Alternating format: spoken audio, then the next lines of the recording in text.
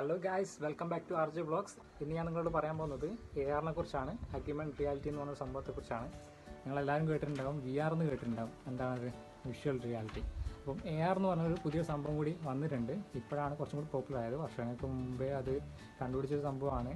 അപ്പോൾ അതിനെക്കുറിച്ചാണ് ഞാൻ നിങ്ങൾക്ക് ഇന്ന് പറയാൻ പോകുന്നത്. അപ്പോൾ നമുക്ക് വീഡിയോയിലേക്ക് കിടക്കാം. 1962 മോട്ടോ എന്നൊരു സയൻറ്റിസ്റ്റാണ് സെൻസുറാമ എന്ന് പറഞ്ഞൊരു VR മെഷീൻ ആദ്യമായിട്ട് കണ്ടുപിടിച്ചിട്ടുണ്ടായിരുന്നത്. ഇങ്ങനെയാണ് ആ മെഷീൻ്റെ രൂപം. അപ്പം VRും ARും എന്താണെന്ന് നമുക്ക് കാണാം. ഈ ഫോട്ടോ കണ്ടാൽ നിങ്ങൾക്ക് പലർക്കും മനസ്സിലാവും VRും ARും തമ്മിലുള്ള ഡിഫറൻസ്. അപ്പം VR എന്ന് പറഞ്ഞാൽ സാങ്കല്പികമായ ലോകം നമ്മുടെ കാഴ്ചയിൽ ആക്കിയെടുക്കലാണ് VR എന്നൊരു സംഭവത്തിനെ കൊണ്ട് ഉദ്ദേശിക്കുന്നത്. AR എന്ന് പറഞ്ഞാൽ നമ്മുടെ റിയൽ ലൈഫിൽ ഉള്ള സംഭവങ്ങൾ അതിൻ്റെ ഇടയിൽ നമ്മൾ കമ്പ്യൂട്ടറൈസ്ഡ് ആയിട്ടുള്ള ഓരോ സംഭവങ്ങൾ കൊണ്ടുവരികയാണ് ചെയ്യുന്നത്. ഇപ്പോൾ കുറച്ചുകൂടി ഈസി ആയിട്ട് പറഞ്ഞു കഴിഞ്ഞാൽ, ഇങ്ങനത്തെ ഒരു ഗ്ലാസ് വെച്ച് കഴിഞ്ഞാൽ നിങ്ങൾക്ക് സാങ്കല്പികമായിട്ടുള്ള ഒരുപാട് സംഭവങ്ങൾ കാണാൻ പറ്റും അതിലൂടെ. അപ്പോൾ നേരെ മറിച്ച് ARൽ എന്ന് പറഞ്ഞാൽ കുറച്ചും കൂടി അഡ്വാൻസ്ഡ് ആയിരിക്കും.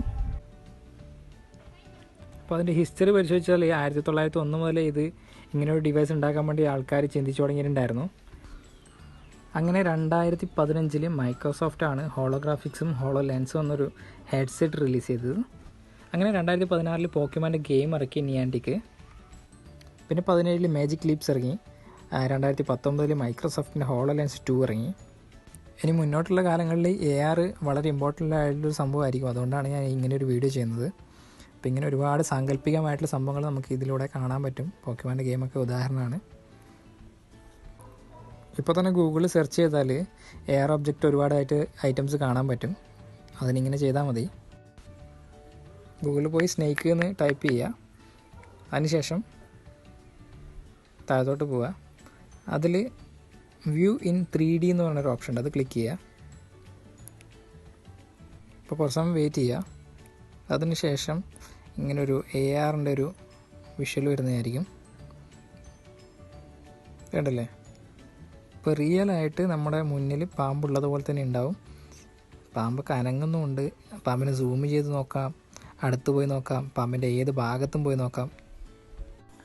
അപ്പോൾ ഇതുപോലെ വളരെ റിയലിസ്റ്റിക് ആയിട്ട് നിങ്ങൾക്ക് കാണാൻ പറ്റും. അതൊക്കെ അനങ്ങുന്നുണ്ടാവും. അപ്പോൾ നിങ്ങൾ അടുത്തായിട്ട് ഗൂഗിളിൽ പോയിട്ട് ടൈഗർ എന്ന് അടിച്ചു കൊടുക്കുക. ടൈഗർ എന്ന് അടിച്ചു കൊടുത്തതിന് ശേഷം നിങ്ങൾക്ക് കാണാം, കുറച്ചുകൂടി വെയിറ്റ് ചെയ്യുക. അപ്പം ജസ്റ്റ് ഫോണൊന്ന് മൂവ് ചെയ്ത് കഴിഞ്ഞാൽ ആ ഒബ്ജക്റ്റായിട്ട് കറക്റ്റായിട്ടൊന്ന് പൊസിഷൻ ചെയ്യുക. നിങ്ങൾക്ക് സൂം ചെയ്യാനും അഡ്ജസ്റ്റ് ചെയ്യാനൊക്കെ പറ്റും. കണ്ടില്ലേ, ടൈഗർ വന്നിട്ടുണ്ടല്ലേ? അപ്പോൾ നമുക്ക് അടുത്തോട്ട് പോയിട്ട് അതെന്താണ് ചെയ്യുന്നത്, അതിൻ്റെ കണ്ണെങ്ങനെയാണ്, അതെല്ലാം കാണാതെ ഇതുപോലെ അടിപൊളിയായിട്ട് കാണാൻ പറ്റും.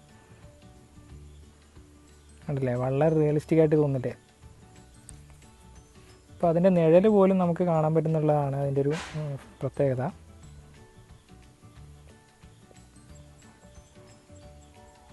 അപ്പം കണ്ടില്ലേ, നമുക്ക് അതിൻ്റെ കൂടെ ഒന്ന് ഫോട്ടോ ഒക്കെ എടുക്കാൻ പറ്റും. വീഡിയോ ഫോട്ടോ ഇങ്ങനെയൊക്കെ സംഭവങ്ങളൊക്കെ സാധിക്കും. പിന്നെ നിങ്ങളധികം ബോറടിപ്പിക്കുന്നില്ല. അപ്പം എന്തൊക്കെ ഒബ്ജക്റ്റ് കിട്ടുമെന്ന് ഞാൻ കാണിച്ചു തരാം. ഇതെങ്ങനെ ടൈഗർ, ലയൺ, ഷാർക്ക്, ഇങ്ങനെ ഒരുപാട് ഐറ്റംസ് ഉണ്ട്. ഒരുപാട് മൃഗങ്ങളാണ് കൂടുതലും ഉള്ളത്. ഇപ്പോൾ ഇതെല്ലാ ഫോണിലും വർക്കാവുന്ന വെച്ചാൽ എല്ലാ ഫോണിലും വർക്കാവില്ല. ആൻഡ്രോയിഡിലാണെങ്കിൽ 7 മുകളിലോട്ടുള്ളത് മാത്രമേ ആവുള്ളൂ. പിന്നെ AR കോർ എന്നുള്ളൊരു സോഫ്റ്റ്വെയറും കൂടി വേണം ഫോണിൽ തന്നെ ഇൻബിൽട്ടായിട്ട്. ആപ്പിളിലാണെങ്കിൽ ആപ്പിൾ AR കിറ്റ് എന്നൊരു സംഭവം കൂടിയുണ്ട്. അതും കൂടിയുള്ള ഫോണിൽ മാത്രമേ ഇതൊക്കെ ആവുള്ളൂ. അപ്പോൾ എല്ലാവർക്കും വീഡിയോ ഇഷ്ടപ്പെട്ടെന്ന് വിചാരിക്കുന്നു. വീഡിയോ ഇഷ്ടപ്പെട്ടെങ്കിൽ ലൈക്ക് ചെയ്യുക, ഷെയർ ചെയ്യുക, പിന്നെ സബ്സ്ക്രൈബ് ചെയ്യുക, പിന്നെ ബെല്ലൈക്കൺ കൂടി അമർത്തിക്കോളൂ. അപ്പോൾ അടുത്ത വീഡിയോയ്ക്ക് നോട്ടിഫിക്കേഷൻ വരും. Thank you for watching.